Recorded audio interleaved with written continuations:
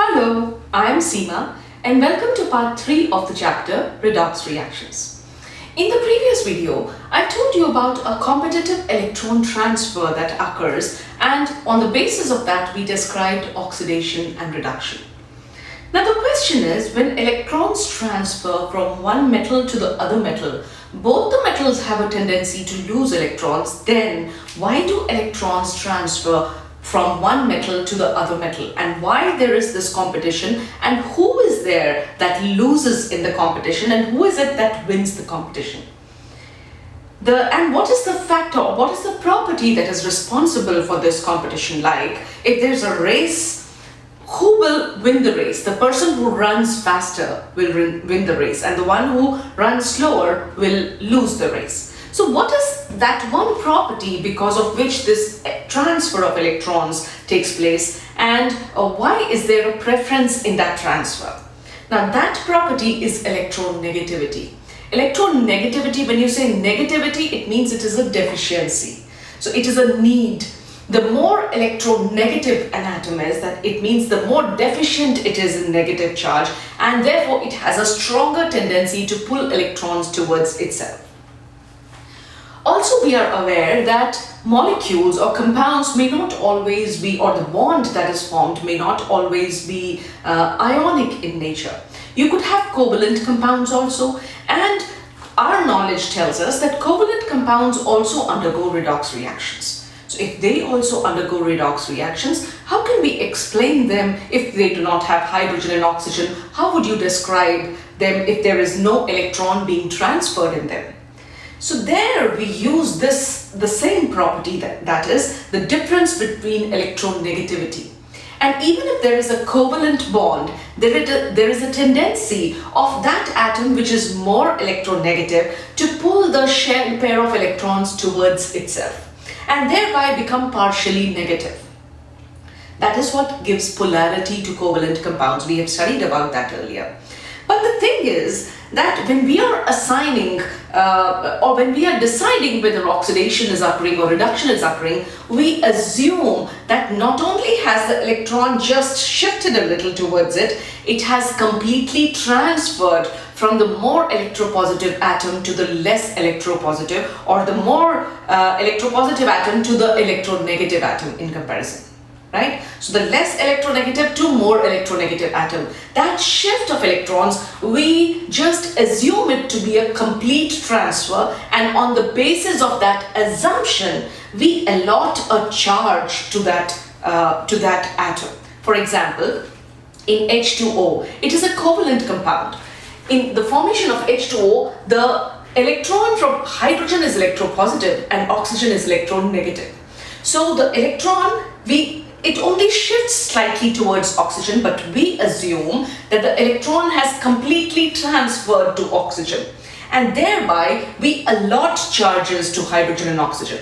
We assume that hydrogen lost its electron, therefore hydrogen acquires a +1 charge and oxygen acquires a -1 charge in water molecule.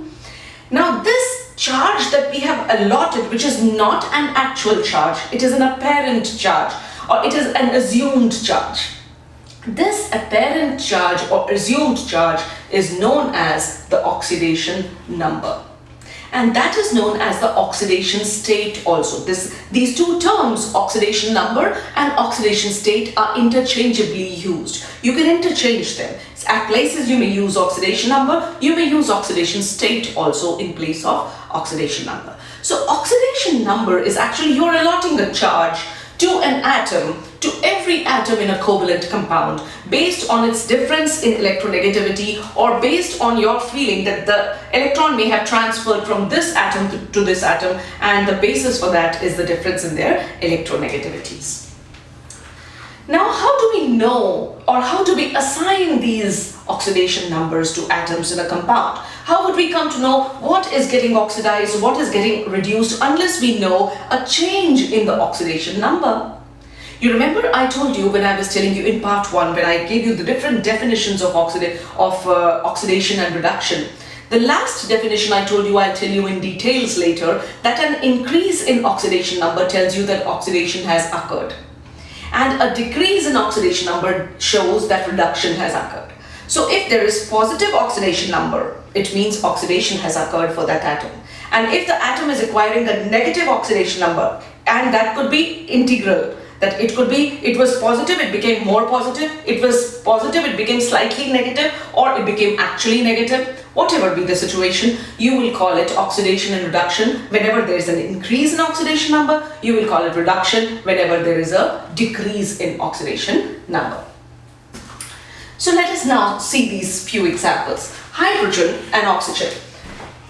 For any element, when there are two atoms which are identical, there is no positive or negative charge because both the atoms in hydrogen have the same electronegativity. So none of them is pulling the electrons more towards itself. Therefore, in any element, the charge on the atom is zero, or we'll say the oxidation number is zero. So for hydrogen and oxygen, oxidation number is zero. But in water, hydrogen appears to have a +1 state and oxygen appears to have a -2 state. Right? So two hydrogens give two electrons, one electron each to one oxygen, and oxygen acquires a -2 charge. So oxygen changed its oxidation state or oxidation number from 0 to -2, which means oxygen got reduced. And hydrogen, the oxidation number of hydrogen changed from 0 to +1, which means it got oxidized. Hydrogen and chlorine, similarly, both of them had oxidation numbers 0. Their oxidation states were 0, and hydrogen became +1 and chlorine becomes -1.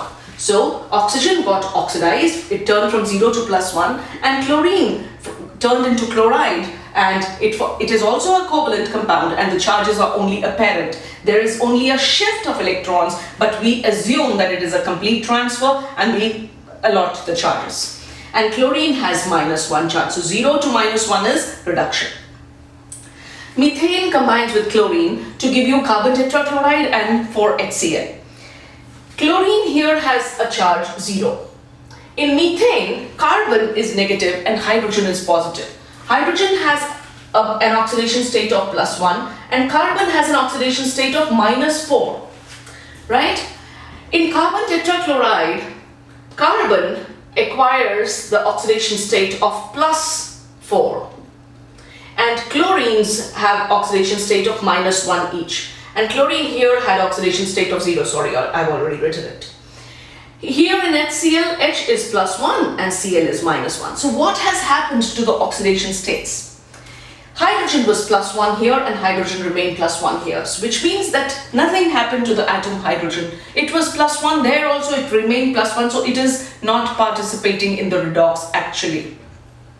So, or it is not the species that got oxidized or reduced. It is not the atom that got oxidized or reduced. What happened to carbon? Carbon was -4 and it turned into +4. So from -4 to +4, the oxidation that occurred was of carbon, and chlorine turned from 0 to -1 in both the compounds. Therefore, chlorine got reduced while carbon got oxidized. So this is how we understand or explain oxidation and reduction on the basis of their oxidation numbers. But now the problem is that how do you know what is the oxidation number of an atom? How do you just assume it's you would not always remember the entire periodic table, you would not always remember the oxidation, the electronegativities of atoms. You cannot memorize this. So there should be a certain set of rules that helps you understand or that helps you to allot charges. So these set of rules were made to assign oxidation numbers to atoms in a compound. And I'm going to tell you those rules now. The rules to determine the oxidation numbers of each atom. The first rule is that whenever you have elements, whether they are monoatomic, they are diatomic, triatomic, whatever number of atoms are there in the element, whether it is in the free state or in the combined state, whatever. But if it is a pure element, right? The molecule is of a pure element, it will always have an oxidation state of oxidation number of 0. I explained it to you why. Because when all atoms are identical, none of them runs faster. None of them runs slower. All of them run with the same speed. So none of them stands first and none of them comes last. So since they have the same electronegativities, there is no shifting of electrons. Since there is no shifting of electrons, there is no apparent shift of charge. And that is why their charge, they are always neutral. So we said their charge or oxidation number of elements is always 0. This is the first rule, right? That in elements in the free or in the combined state, the oxidation number ONO is always equal to 0. Examples: H2, O2, right? Cl2, O3. In ozone, there are 3 atoms of oxygen. P4, phosphorus, sulfur, S8, or metallic atoms like sodium, Na, Mg, Al. All of these in their pure state, you would say, in the elemental state, all of them will have an oxidation state or oxidation number of 0. That is the first rule, right? Understood? Whenever you see an element, you will assign the oxidation number to be equal to 0. Now for any ion, let us say you have for ions, the oxidation number of the ion should always be equal to the charge on the ion. If we are talking of monoatomic ions, for example, Na positive is an ion monoatomic, single atoms. Na positive will have +1 charge, Mg2 positive has +2 charge, Fe3 positive has +3 charge, and that is their oxidation number too. For Na positive, it is +1, Mg2 positive +2, Fe3 positive +3, Cl negative -1, O2 negative -2. So whenever you have ions that are single atoms, they will always have the charge or oxidation number will be equal to the charge on that ion. That was rule number 2. Now the third rule is that oxidation number of oxygen. You know, if you really look at the periodic table, oxygen tends to be a very electronegative element. It's highly electronegative actually. The most electronegative is fluorine. But oxygen is pretty electronegative. So in most of its compounds, oxygen will always have an apparent charge of -2, right? So we say oxidation number of oxygen in all compounds is -2, but it is not the most electronegative atom. Therefore, there are exceptions to this. So we say oxidation number of oxygen in all compounds is -2. For example, in water, in P2O5, it has oxidation state of -2 or oxidation number of -2. But the exceptions are in peroxides and superoxides. In peroxides, oxygen does not have a charge of -1. It has a charge of -2. It has a charge of -1. Examples of peroxides are H2O2 and Na2O2. In both of these are peroxides, hydrogen peroxide and sodium peroxide. In both of these, oxygen has a charge of -1. And in superoxides, where there is even more oxygen in comparison. So in superoxides, the charge on or the oxidation number of oxygen in superoxides is -half. It is -1/2. It is -half. Examples of superoxides are KO2, potassium superoxide, and rubidium superoxide, that is RbO2. Now, I told you oxygen is very electronegative, but fluorine is the most electronegative atom in the entire periodic table. Therefore, if you have fluorine, fluorine is the one who runs the fastest. Come anyone, fluorine is PT Usha. Okay, I don't know the other races, I'm not very good at sports. So fluorine, anyone who comes in front of fluorine loses its electrons to it, because fluorine is the most electronegative. So whether it is oxygen or any other element, the moment it comes in contact with fluorine, fluorine is going to pull their electrons. So we say, but with fluorine, oxygen will be positive. Why? Because fluorine is so electronegative that any atom in the presence of fluorine will act electropositive, because electronegativity and electropositivity are nothing but comparative traits. Who runs fast, who runs slow? It's just the same thing. So they're just comparative traits. So, but with fluorine, when in comparison to fluorine, oxygen becomes positive and fluorine becomes negative. Therefore, whenever it is combined with fluorine, it would have in OF2, it has an oxidation state of +2. And in O2F2, it has an oxidation state of +1, right? So these were 3 rules. What was the first rule? It was about elements. The second rule was about monoatomic ions. And the third rule was about oxygen and the exceptions to the rule. Oxygen usually has oxidation number -2, but in peroxides it has -1, and in superoxides it has -0.5. With fluorine it has an oxidation state of +2 or +1. It becomes positive. Now hydrogen, out of all the non-metals that you have, hydrogen is the most electropositive or the least electronegative non-metal. That is the reason why hydrogen has been put in separately in the periodic table, because it has similarities to alkali metals who are electropositive. But it is a non-metal, therefore you cannot place it with non-metals, you cannot place it with metals, and therefore hydrogen has been placed separately. Come on, you don't belong here, you don't belong there, you just sit here on the top of the periodic table, right? So what about hydrogen? And hydrogen is commonly present in so many compounds. So when you come to hydrogen, the fourth rule is about hydrogen. Oxidation number of hydrogen is +1. And it is +1 when it is combining with any of the non-metals, because it is more electropositive than all the non-metals. So it will always be positive to all non-metals. But we said it is positive like metals, but it is not as positive as metals. Therefore, in comparison to metals, it becomes negative. It is the most, or you would say it is the least electronegative non-metal, but it is the least electropositive metal too. So it falls somewhere in between, where it neither belongs here nor it belongs there. So it is the most electropositive among the non-metals, but it is the least electropositive among the metals. So how does that affect? Oxidation number of hydrogen is -1 normally with non-metals, except when it is bound to a metal. When it is bound to a metal in a binary compound, the condition is that when it is bound to a metal directly in a compound that only has the metal and hydrogen, in that case, a binary compound is a compound which consists of 2 elements, 2 atoms, 2 elements of 2 elements, okay? So in a binary compound, if it is bound with metal, it would be negative. So in lithium hydride, sodium hydride, calcium hydride, the charge on hydrogen or the oxidation number of hydrogen would be -1. Then we come to the next rule, the 5th rule. Fluorine. We are talking, if you really see the rest of the periodic table, you are not so concerned about.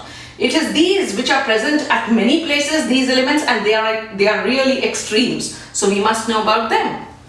So fluorine is the most electronegative element in the periodic table. Therefore, it will always have a charge of -1. Fluorine is like that, you know, slam dunk. It is just the most electronegative. Therefore, it would always have an oxidation number of -1. But other than fluorine, you have other halogens in the same group. After fluorine, you have chlorine, bromine, iodine, astatine. So these other halogens which are present in the 17th group, they are also electronegative, because when you studied about the periodic trends and periodic properties, you know that as you move from left to right, the elements in the 17th group are the most electronegative. Fluorine out of them is the most electronegative, but the others are also electronegative. But in comparison to any other atom which may be a little more electropositive, a little more electronegative, they would become electropositive. So let us see what happens with the other halogens. Fluorine will always have, wherever you see fluorine, don't think just put a charge of -1. But if it is chlorine, bromine, iodine, then how will you pay attention? Usually they also have a charge of -1. But when they combine with oxo acids or oxoanions, that is when they will have a positive charge. With oxo acids and oxoanions, they would have a positive charge, or they would have a positive oxidation number. So unless it is an oxo acid or an oxoanion, you will say that all halogens have a charge of -1. We'll do examples as we solve problems. We'll do examples of all of these later. The sixth rule. The sixth rule is that if you have a compound and the compound is neutral, then logically the sum of all the oxidation numbers should be equal to 0. Why? There are two atoms. One is little electronegative, the other is a little electropositive. The electropositive atom will shift its electrons towards the electronegative element. So that becomes negative. We give it an oxidation state of -1 and this gets an oxidation state of +1. But the compound on the whole, what is the charge? What will be the sum of the charges? +1, -1, 0. So if the compound was neutral, it stays neutral. Even if you have assigned these charges, the overall charge of the species does not change because you have assigned these theoretical oxidation numbers. But even if you've assigned these theoretical oxidation numbers, whether you assign them correctly or not, you can test or you can check your answer by finding out the sum of all the oxidation numbers. And the sum should always be 0 if it is a compound, and it should be equal to the charge if it is an ion. For example, carbonate ion has a charge of 2 negative. CO3 is 2 negative. That is the charge on the complete ion. There is a total gain of 2 electrons in carbonate, and that is how the carbonate ion was formed. So now whatever be your oxidation states that you have assigned, the sum of all of them should be equal to -2. And it always comes up to be -2 if you have assigned the oxidation numbers correctly. So the sum of oxidation numbers in a compound, they should always be 0 if it is a compound, neutral compound, and if it is an ion, it should be equal to the charge on the ion. That is, for example, carbonate has a charge of 2 negative, so the sum of the oxidation numbers of all of these should be 2 negative. And if you really look at it, see, carbon has oxidation state of +4 here, and oxygen -2, and there are 3 oxygens. So +4 and 3 oxygens, -2, -2, -2 is -6. So -6 and +4 will be 2 negative, right? So it has, the entire species should have a charge of -2. And then comes the last rule. If more than one atom of the same element is present in the compound, like if you have more than one atom of the same element in a compound, then what would you do in such a, like Na2S2O7 is a compound which has 2 sodiums, 2 sulfurs and 7 oxygens. So you have the same atom, atoms of the same element are being repeated in the same molecule. In that, how will you assign the oxidation numbers to the different, one oxygen may be attached to something, the other oxygen is attached to something else. So the tug of war or the difference between electronegativities depends on individual bonds. That with this atom, the difference is this much, so this much of shift is taking place. With this atom, the difference is this much and shift is actually taking place to this side. So what will you do in the case of an atom of an element which is being repeated in the same molecule? You will report its average oxidation number. You will not be able to assign oxidation number to each atom, but you will assign one average oxidation number for that element. And that average oxidation number will be considered as the oxidation number of that element in the molecule. So these were the rules for assigning oxidation numbers. And with this, I'm going to wrap up this video, although in the next video, I'm going to continue with my discussion on oxidation numbers. So if you found this helpful, please give it a thumbs up, subscribe to my channel, recommend it to your friends, and please keep returning for more videos in chemistry. Thank you for watching, and bye-bye for now.